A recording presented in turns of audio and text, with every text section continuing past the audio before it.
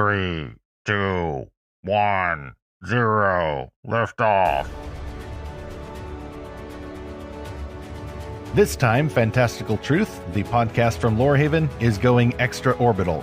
This podcast finds truth in fantastic stories, and we apply this truth to the real world that our captain, Jesus Christ, calls us to serve. I am E. Stephen Burnett, the publisher of Lorehaven. And I'm Zackary Russell, but the crew of the Ares 10 spaceship calls me Zach. This is episode 15, where we explore the science fiction novel Oxygen and more from Randall Ingermanson. The big idea of Oxygen is, what if NASA finally launched for Mars, but one astronaut was a saboteur? Now, this is such a great topic because we're all waiting for someone to get to Mars, and I just can't imagine how terrible that would be if the ship blew up and something really went sideways. But Lorehaven recently reviewed Oxygen and its best of Christian fantasy story. You can get that story exclusively in the free Lorehaven Magazine issue, the spring 2020 issue. Just subscribe for free at lorehaven.com. Now, let's explore Oxygen. I read this science fiction story, Zach, and its sequel, actually, The Fifth Man. They both released in the early 2000s. It's one of the few Christian-made science fiction projects you could get at that time. And this is still an awesome story from Randall Ingermanson and John B. Olson.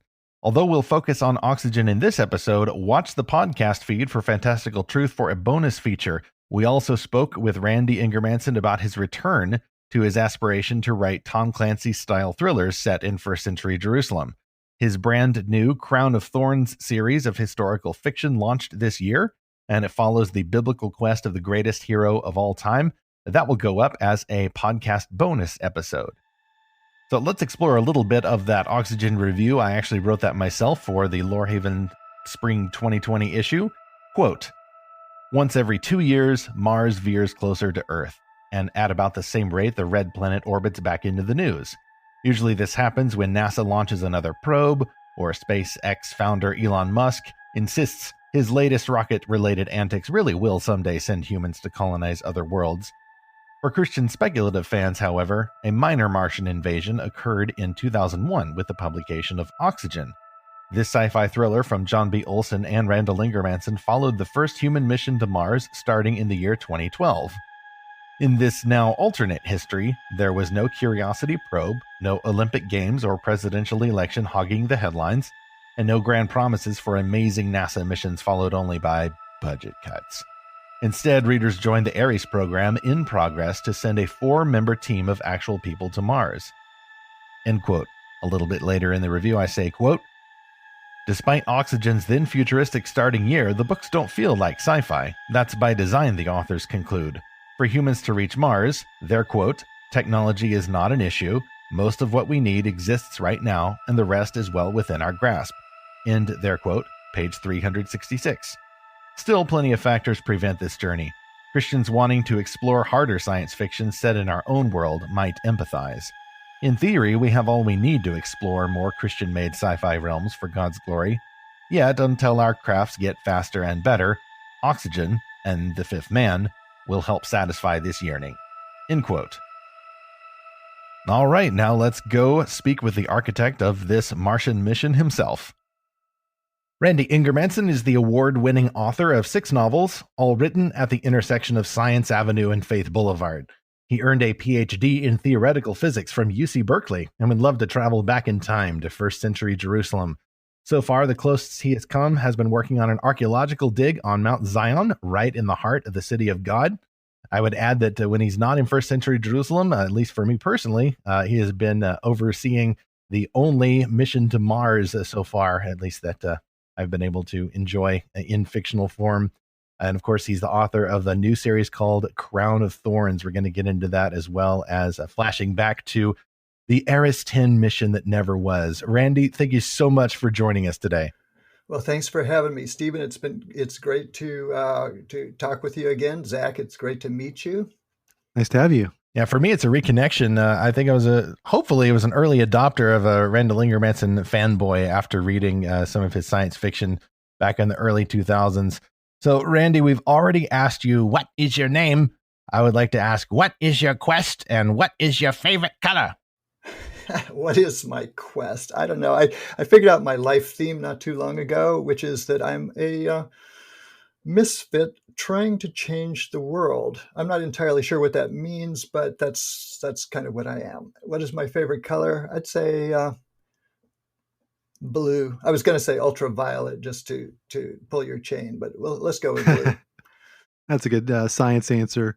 So, Randy, here's our evergreen question. And actually, it's a two-parter.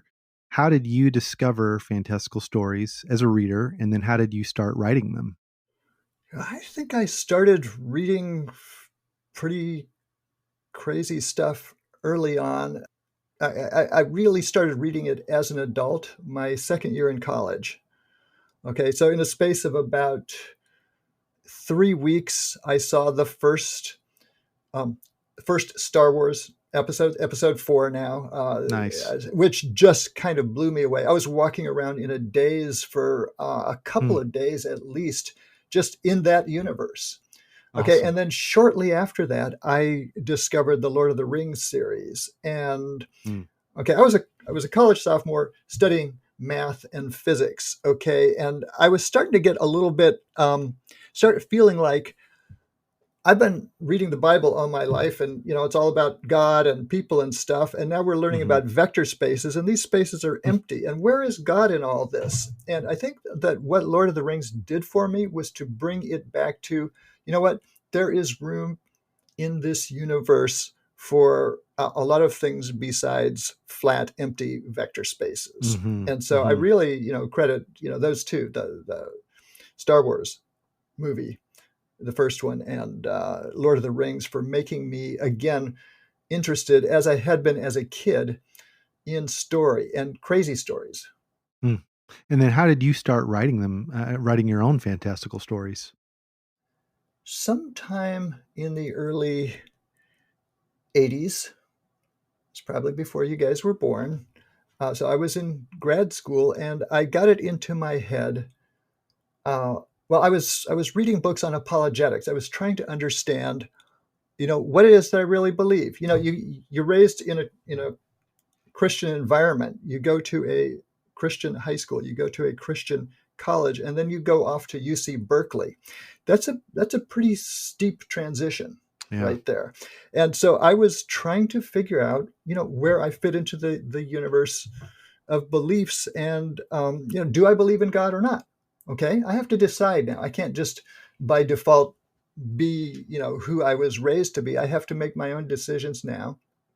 I started, asking, how do we know what we know about God? And I started studying apologetics, and I started learning a lot of really interesting things. Now, I don't think apologetics is the final word on stuff, but I started, I discovered the world of biblical studies, and I realized this is really cool, interesting stuff that I never learned in Sunday school, or actually I was raised Seventh-day Adventist. I never learned it in Sabbath school, okay? I didn't learn this stuff growing up. And I was also reading spy novels, John le Carré and Robert Ludlum and Ken Follett, Tom Clancy. And I decided at some point there, I want to be the Tom Clancy of first century Jerusalem fiction. Now, that doesn't make any sense at all. That's actually a very stupid thing to say in one sense, because there's no market for Tom Clancy novels set in first century Jerusalem. Ask anyone in publishing in the 1980s. They would tell you that. But that was my vision, starting in probably, I'm going to guess, 1983.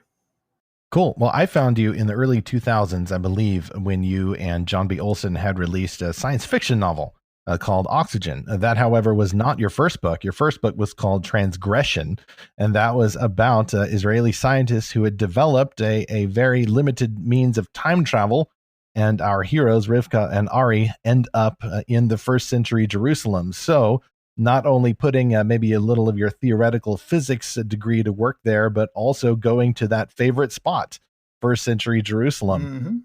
What was the origin of that story? And obviously, at least for a while there, that had been published, and it's led to more of your first century styled stories from there on out. Yeah, well, I had been trying for probably 10 years or so to write that novel set in first century Jerusalem, and I was just striking out over and over again. And I talked to a woman at a writers' conference who I respected, and she said, maybe you should think about using your science somehow in this, rather than just trying to write a novel set in first century Jerusalem, because you've got science credentials, which I do. Okay, so it occurred to me about then that I had an idea stacked away somewhere about a time travel novel. I had read Diana Gabaldon's novel Outlander years before, and I had an idea for a time travel novel, to first century Jerusalem. So I started working on that. I took that to a conference, and I got really good feedback. And very quickly, Harvest House wound up buying that book, and lo and behold, suddenly I'm published as a novelist. So I've accomplished my life dream here. So that's how the time travel thing started. I was just trying to use what I had, which was the physics background, to get where I wanted to go, which was first century Jerusalem. And from there, of course, you and Olson wrote the science fiction novel Oxygen, which was published in 2001. And that's how I found you. You all later had a sequel, The Fifth Man, the next year. One thing I always appreciated about that story, and we alluded to that in the Lorehaven Magazine review of the best of Christian fantasy, I grouped that in that list. And it's hard for me to describe whether it's hard science fiction or a little bit softer, because the story emphasizes not only the mission architecture, and it feels very true to life, even for what is now an alternate history of NASA-led Mars, not colonization, but that mission to Mars. What was the origin of that story? And I mean, how did y'all capture that balance of the human relationships, especially with Bob and Valkyrie, some of that apologetics in there as well, and some of his questions, particularly about God versus science and such. How did that story come to be? Well, I had met John at this writers' conference, the Mount Hermon Christian Writers' Conference in 1996, and we became really good friends. And then, over the course of the next few years, I sold a couple of books. I sold a nonfiction book, sold a novel, and John was still trying to get something sold. And we were talking one day on the phone, and I says, send me a list of the books you're working on, it, because it seems like you're a little fragmented here. It seems like you're working on 2 or 3. So he emailed me a list of 10 books he was working on. There was a young adult, there was women's fiction, there was a science fiction novel, there was some fantasy stuff. It was just all over the board. I says, John, I called him up. I says, John, 10 is too many. Actually, 2 is too many. You need to be working on one novel. If somebody held a gun to your head and says, you must work on only one of these 10, which would you work on? And he says, oh, I do number 4. And I looked at number 4, and it was, Robinson Crusoe on Mars. That was all he had written. I says, well, what's that about? And he says, well, it's about an explosion on the way to the first human mission to Mars that leaves the crew of 4 with only enough oxygen for one of them to survive to the red planet. And I says, John, that's a great idea. That's a fantastic idea. I wish I had ideas like that. That is brilliant. Write that book. And then he says, well, I will if you'll co-author it with me. And that had not occurred to me, but I just on instinct says, okay, let's do it. So I says, raise your hand. He says, okay. I mean, we're talking on the phone. You can't see him. I says, raise your hand. And I says, now shake. And so we shook hands across 500 miles of space. And I says, good social distancing there. Yeah. Let's write this book together. Now, I didn't know at the time that this was, a bad branding idea, because I was already writing one type of novel and suddenly I'm writing a second type. I didn't know that, but I knew that was a brilliant idea. It was John's idea. And I says, look, you're the lead author, and we kind of made a deal, which is if we cannot make a successful partnership here as co-authors, this is your story. I'll back out. You own the story. If we have major disagreements, you get the final word on it. Because a majority, what is a majority out of two people? A majority is whatever opinion John has. So that was kind of the deal. And I just thought it was a great privilege and an honor to be asked to work on this book with him. And so we did. And we wrote the story. We had, issues with, how do you mechanically write a book when there are two authors? But we had email, and we both had Microsoft Word, and we made it work. It was challenging. It took a lot of work. I did a boatload of research. So you talked about, the hard science elements of it. Yeah. I read every Mars novel I could find that had been written in the 90s. I read, all the books by NASA people about the various missions to the moon, the history of the space effort in the 60s and the 70s, the 80s. And I wanted to make it really accurate, that we would not say anything that was factually incorrect. But at the same time, both John and I, he's a biochemist. Okay.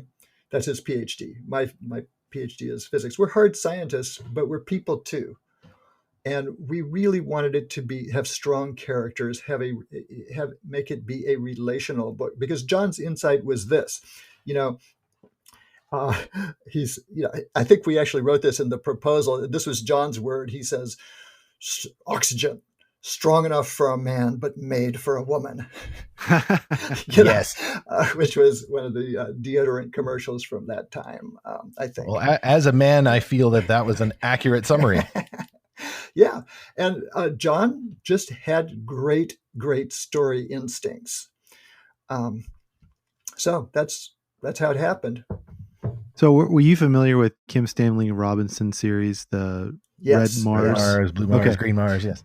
So I grew up in the 80s, but then in the 90s, one of my best friends was reading that series, my friend David, and he told me all about it. And I actually have a copy of Red Mars. I haven't read that, but I've read Robinson's newer books like Aurora.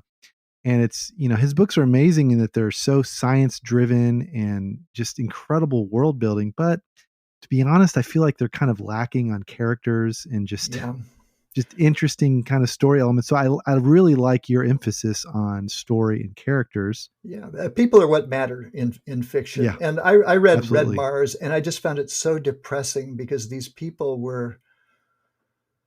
I had a hard time relating to them, honestly. Now, I don't even remember them. Yeah, the world building was absolutely fantastic. Yes. Yeah, I can see the ship in my head that he wrote about in Aurora, but I can't really remember the people in it. So I don't recall the ship. The one element I remember, and again, I only read Red Mars, but I didn't get to the other colors on that spectrum. Yeah. I remember all of the math that he did to figure out what would happen if the space elevator collapsed and exactly how it would fall to the surface, what the damage would be, where it would wrap around. I remember there was a lot of complicated messaging there, a lot of formula, but I don't remember any of the people at all. I actually think that Ben Bova's Mars book got a little bit closer to making memorable characters than even Robinson's first. So one of the other elements you mentioned was all the space background. Robert Zubrin, if I can pronounce that right. Zubrin, he has Zubrin, yeah. I read a lot of his stuff nowadays, but of course, a lot of things have shifted since the 90s and the early 2000s. Now we've got private companies like SpaceX that want to put humans on Mars. Elon Musk talks about making humanity multi-planetary. And there's that iconic image of the Tesla Roadster that he sent up that is now orbiting beyond Mars. And he, talks about a self-sustaining city on the red planet. But what do you think about these new developments? I'll be honest, I haven't really kept up with all that. We did go to the second Mars Society conference in Boulder, Colorado back in, I think, the summer of 2000 or something. And Elon Musk was there. I think he was one of the keynote speakers, or he was a major speaker there. Yeah, I have not really continued to follow that because Mars is not my first love.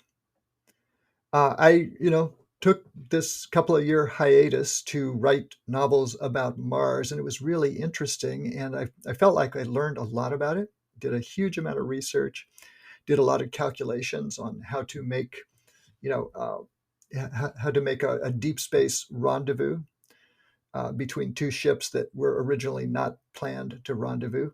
But I did not, I have not tried to keep up with that because there's just too much to know about Mars, and I have other fish to fry. Mm. Well, it's interesting that you mentioned that it was your study in apologetics that really informed some of your writing as well as the science background. And that's something I wonder about a lot. Like how does Christian faith intersect with space travel? Any thoughts about that? Yeah. So I know honest Christians can disagree about the age of the universe. I lean towards the idea that the universe is 13 billion years old. The universe has been around for a long time, and it may be around for a very long time. We don't know exactly how things are going to play out, but I would say as long as there are people, there will be Christians. And as long as there are Christians, there will be faith. And so wherever those people go, if you know, if humanity lasts for thousands of years from now, millions of years, maybe even billions of years, they will be Christians. We don't know exactly how things are going to end.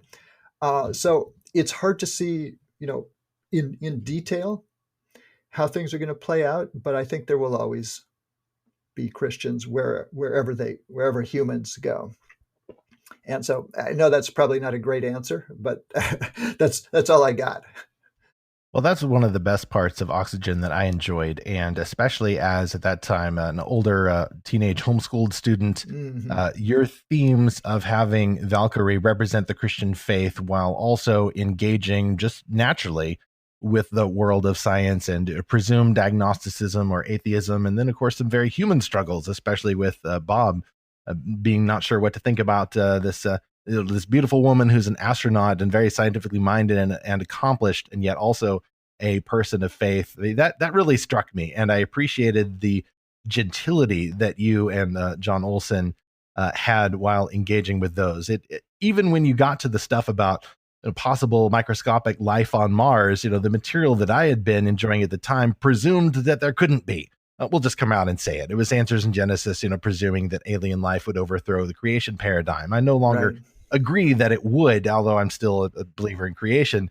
That was more in The Fifth Man, and I actually learned about The Fifth Man.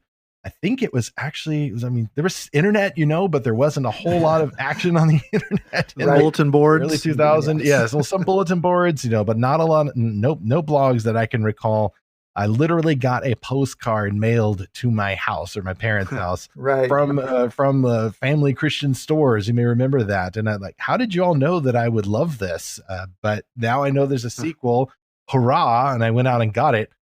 Things have changed a little bit, more so perhaps in the Christian retail industry than even in the space program.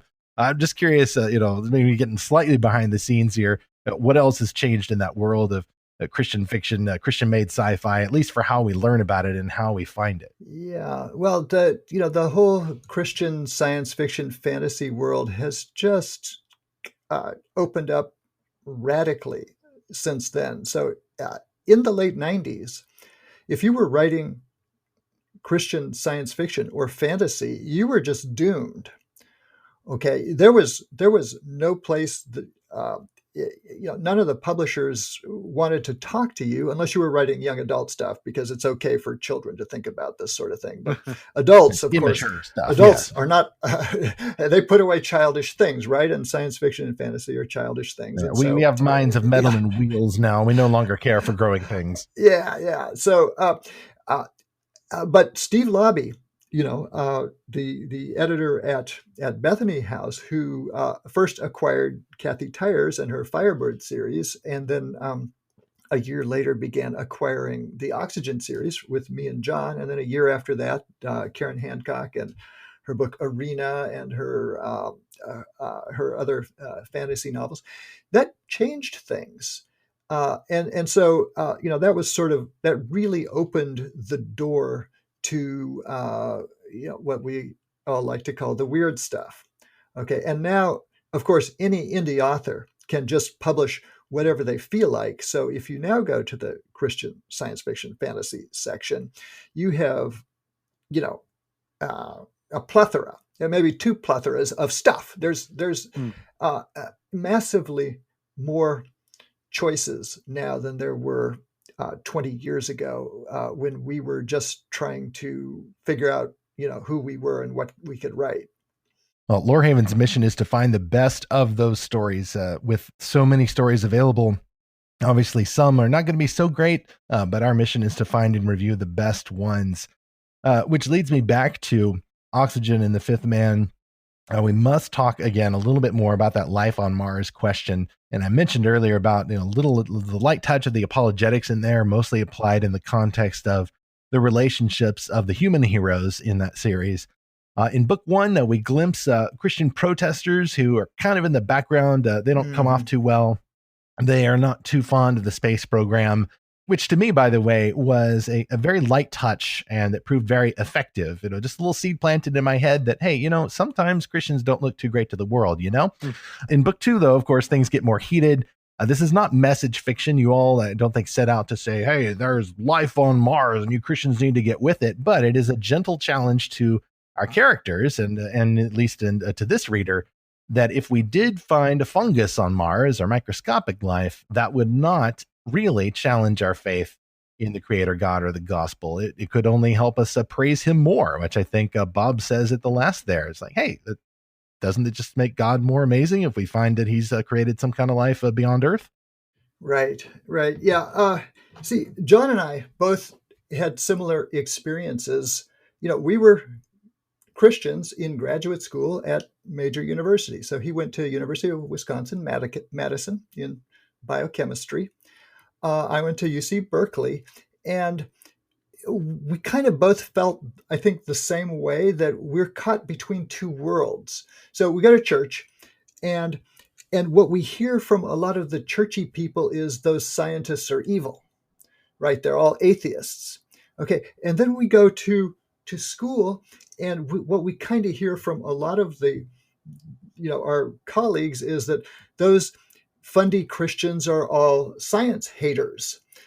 And, there's some truth to both sides. And yet we both felt that there had to be a position, in the middle, because here we were Christians, and yet we were hard scientists, and we wanted to, we just wanted to be ourselves. And we that's the way we portrayed Valkyrie Jansen in our Mars series. So she is a biochemist. She's a Christian. She's a reasonably conservative Christian, but she's a good scientist too. So what we wanted to show is her struggle is the struggle of many working Christian scientists in the sciences. And at every university that you can go to the physics department or the biochemistry department, and if you ask around enough, you will find that there are Christians on the faculty there, even at Berkeley, which I didn't realize initially when I went there. I kind of felt like I'm dropping into this atheist world. It's not true. One of the most prominent faculty members in the Berkeley physics department when I was there was Charles Townes. That's Nobel laureate Charles Townes, okay, the inventor of the laser, Charles Townes, who was a Christian. I didn't know that at the time. He didn't make a big deal about it. Every university you go to, you will find at the highest levels in the hard science departments, you will find a few Christians. And they all know this struggle, this feeling that I'm caught between two worlds. It can get uncomfortable, and that is Valkyrie's story. She was caught, literally between two worlds. I've definitely found that to be the case, and I follow a lot of astronomers, astrophysicists online. I've met a couple of them in person that are believers, and yeah, they've all shared that sentiment. But it is really amazing to see people of faith represented in these sciences, because One of the stories I grew up loving but kind of hating was Contact by Carl Sagan, which Mhm. sort of pitted at least on one level, it pitted the religious fundamentalists against the scientists, although there is the character that falls in love with the main character who's a kind of a defrocked priest or whatever. Right. And I grew up kind of thinking what you did, Randy, which is it's not true. These don't have to be at odds. And there's a professor of astrophysics that I've mentioned before, Dr. Sarah Salviander, and she did this presentation where she said, you look at all the great scientists throughout history, they were all Christians or at least theists. So science belongs to us. I just love that kind of spirit that she has. So I love that you just unapologetically made this book about a mission to Mars and you put all the science research in it because why not? Why should we just hand over all of that to unbelievers? Why shouldn't we have our own stories and our own science fiction? Right. Zach, you may have seen one of my favorite t-shirts. Just says simply on it, God created science. And I think that goes back to what we've been exploring in our Epic Resurrection series, is that the idea of stewarding the earth, of managing its resources as regents of the creator himself in order to reflect his image, includes the very idea of science and technology, not exploiting the earth's resources on behalf of God, but stewarding these resources and figuring out the secrets and putting together mathematics and physics and other disciplines and making tools and devices to transmit stories and communications and all of that is an idea that God made, not humans, certainly not the devil. It's not hopelessly stained by sin. And in my view, humans are going to go on doing that even into eternity, because just that idea of science glorifies God. There can be bad ideas, there can be bad motives, sinful motives for doing science, but even in this world, which groans under the influence of sin, there is still that common grace that God has put in the world. The sun shines on the righteous and the evil alike. Even bad guys can do good things, and that's all for the glory of God. We don't need to fear science or call them all a bunch of pagan, elitist God haters who won't let you leave the house. Nowadays, that debate just keeps coming back, doesn't it? Yeah. We've got to have that biblical view that science is God's idea and that we are blessed and can worship him by practicing this. Randy, where can people find out more about Crown of Thorns and your other books, connect with you socially, distantly in the future? Well, my main website would be at Ingermanson.com, Ingermanson.com. So just take all the suffixes, and slam them together, and that's my name. And I also have a website for writers at advancedfictionwriting.com. But if you're interested in my fiction, it's all at Ingermanson.com. I do have a slight Facebook presence, essentially nothing on Twitter or any of the other social media. That sounds wise. Yeah, you do what you can do. Well, thanks so much for joining us today, Randy. It's been wonderful to talk to you. Well, thanks for having me, you guys. Really enjoyed it. I look forward to doing it again sometime. Again, Ingermanson.com, as in son of Inger. Man, it's son of Ingerman, Ingermanson.com. It's not Ingerman and Sons, it's one Ingermanson.com. Crown of Thorns is out now, and I think you can still get Oxygen, The Fifth Man, The Premonition, The Retribution, a bunch of other Randy's books. Right. Do go check those out. They are amazing. All right, well, let's hear from you fantastic fans out there. Stephen, we got a lot of messages in from an LGM. Can you read those to us? Yes, indeed. This person says, quote, "My first taste of fantastical fiction was when my dad and I read The Hobbit together when I was in 3rd grade. I finished The Lord of the Rings in high school and reread it for a college course where our final was to go see Return of the King opening weekend. I will never lose my love for Tolkien, even though I'm more of a sci-fi fan now." End quote.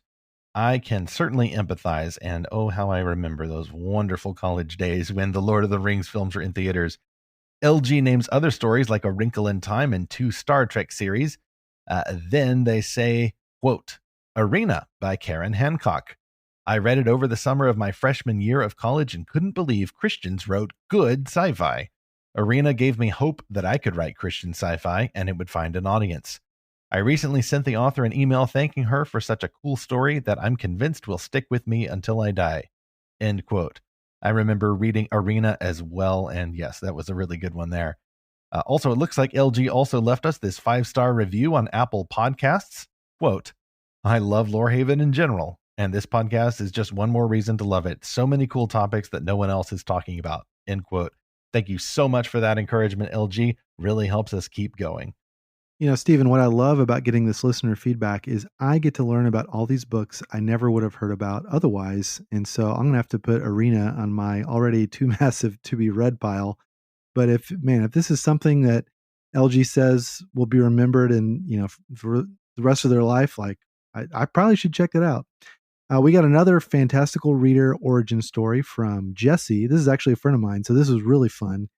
He says, quote, my earliest fantastical story that blew me away happened when I was 9-ish years old. A now well-known movie came out called Jurassic Park. And to a young boy with a very active and well-used imagination, it was the greatest movie that ever was and will be. I saw it in the theater with my best friend for his birthday. My parents didn't know. Seeing dinosaurs come to life and having the thrill of interacting with them and escaping from their jaws blew me away. They truly did bring dinosaurs to life and did it in a really believable way. This movie helped stretch my imagination and greatly helped influence my curiosity toward visual storytelling, end quote. Yeah, and I happen to know that Jesse is a video editor, and so that's really neat to see how that movie played a part in the role that he plays now. And, I always want to know what was different about the book and the movie. I haven't read the book, Stephen, but of course I've seen that movie probably a million times. I actually have the book, but I haven't read it yet. And to you, our listener, if you would like to share your story of how you became a fantastical reader, please send that to podcast@lorehaven.com or go to our website, lorehaven.com, and there's many ways to leave us a note there. Next on Fantastical Truth, another enemy from another movie once said that humans are a virus, and lately we've heard similar statements during the pandemic. By contrast, some people, even a certain leader of the Catholic Church, have spoken about the earth in some very personal terms. How should Christians view the environment and discern stories that want us to view creation in particular or possibly even mystical ways? Thank you for joining us on this journey to the alternate future of this mission to Mars. We're going to keep time and space traveling and bring it all back to you to enjoy in the present as we keep on seeking and finding fantastical truth.